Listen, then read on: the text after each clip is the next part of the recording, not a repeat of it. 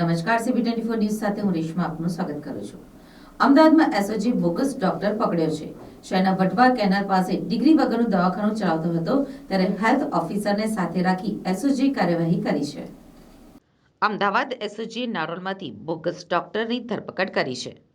Vatva canal નજીક degree વિના દવાખાનું ચલાવતા નઝીર ખાન ઉસ્માન ખાન પઠાણ નામના 52 વર્ષીય બોગસ ડોક્ટરની ધરપકડ કરતા અનેક દર્દીઓ મૂંઝવણમાં મુકાયા છે। હેલ્થ ઓફિસરને સાથે રાખી અમદાવાદ શહેર એસઓજીએ કાર્યવાહી કરી છે।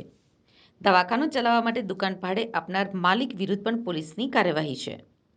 દુકાન ભાડે આપી હોવા અંગે પોલીસને જાણ નહીં કરી જાહેરનામાનો ભંગ કર્યો હોવાનો દુકાન માલિક પર આરોપ છે।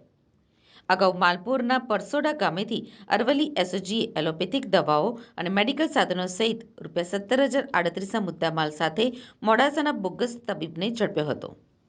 અરવલ્લી એસઓજી પોલીસ સ્ટેશનના in charge police inspector CF Rathod અને પોલીસ સ્ટાફના માણસો માલપુર પોલીસ સ્ટેશન વિસ્તારમાં પેટ્રોલિંગમાં હતા એ દરમિયાન ખાનગી રાહે માહિતી મળી હતી કે માલપુરના પરસોડામાં ડિગ્રી વગર દવાઓ અને મેડિકલ સાધનોનો ઉપયોગ થઈ રહ્યો છે અને લોકોને ઇન્જેક્શન આપી સ્વાસ્થ્ય સાથે ચેડા કરતો ડિગ્રી વગરનો બોગસ તબીબ નરેશ ડાયાભાઈ સુથાર દવાઓ અને મેડિકલના સાધનો સહિત ₹17,038ના જથ્થા સાથે મળ્યો હતો।